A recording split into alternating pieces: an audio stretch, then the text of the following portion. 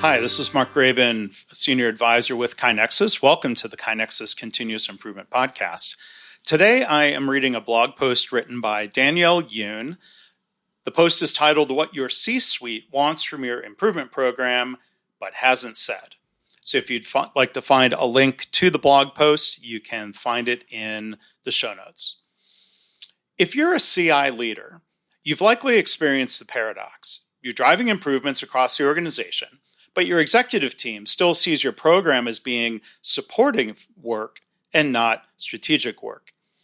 You may hear positive feedback or even encouragement, but behind closed doors, your program is being measured against a different standard. The good news?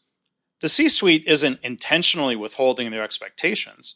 They're just operating with a set of priorities that live in another language. And until your improvement program speaks it, you'll struggle to get traction, attention, or budget. So here's what your C-suite actually wants from your improvement work, even if they haven't explicitly said it, and how you can deliver on those expectations in a way that secures long-term executive support. Number one, direct line from activity to business objectives. Most executives don't want to deep dive into the weeds of every A3, Kaizen, or DMAIC cycle. What they do want is a clear answer to this question. Is our CI program helping us hit our business goals? Unfortunately, most improvement programs stop short of making that connection visible.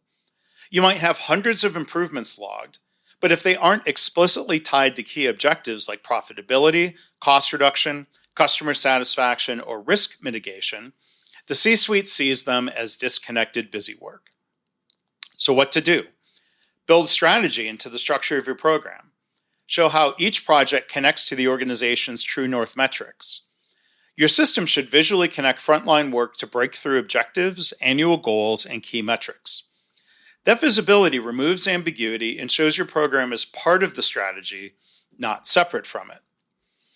And by the way, within the blog post, there's a link to a free ebook offer titled Leadership Guide, How to Achieve Operational Excellence. You can download it now. And again, look for a link to the blog post in the podcast show notes. Number two, standardization that doesn't take away from autonomy. Executives know how fragile programs can be when they depend on a few passionate champions. They've seen good programs dissipate when a leader leaves or when momentum shifts. At the same time, they also fear rigid bureaucracy. If standardization means teams are forced into inflexible templates that don't work for their content, the program risks cultural resistance. Executives want repeatability. So what to do? Build lightweight, flexible standards that allow local autonomy but still enforce governance. This could mean standardized templates for A3s, standard milestone tracking, or common categories for improvement types with room for customization.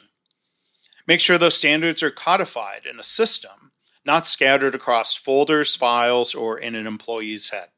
That's what makes the program scalable. Number three, quantifiable impact. Your executives are used to seeing dashboards that tie sales, marketing, and operations to business results. But when it comes to improvement work, they often get anecdotal wins and vague updates. Executives want to know, what's the total dollar value of improvements completed this year? What's the cumulative financial impact since we launched the program? How many improvement projects directly support our strategic objectives? How many improvements addressed high risk or high cost areas proactively? So what to do? Track impact in a structured way. Financials, time saved, error reductions, customer impact, and sustainability of results.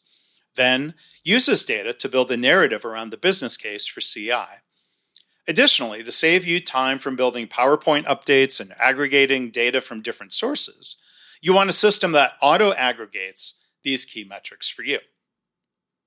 Number four, a single source of truth.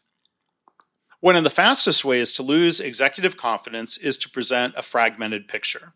If you're pulling updates from 15 trackers, 3 SharePoint sites, 2 whiteboards, and a spreadsheet you forgot to update last week, it undermines the legitimacy of the program.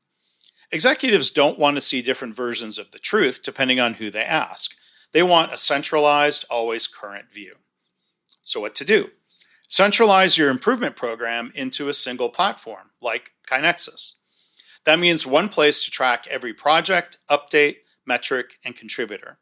This builds executive trust and gives you control, clarity, and continuity.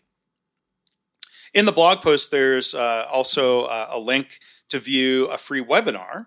It's titled Leadership Behaviors That Create an Improvement Culture. So we hope you'll go to the blog post and check that out as well. Number 5, and finally, visibility without micromanagement. Executives don't want to dig for insight or schedule check-ins to understand progress.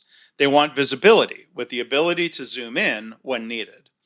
They need to trust that when something is off track, the system will flag it. When something is going well, they'll see it without asking. That trust gives you space to operate without constant executive involvement. So what to do? Create a reporting process and automation that flows updates to the right stakeholders at the right time. This could include auto notifications for stalled projects, monthly executive roll-up dashboards, alerts for high-impact wins, and goal completion summaries by location or department. You already know the value your improvement program brings, but unless your executive team sees that value through their own lens, you'll keep fighting for buy-in. So thanks to Danielle for that blog post. Again, hope you will check it out. You can find the links and free offers. You can comment on the blog post. Again, look for a link to that in the show notes. Thanks again for listening.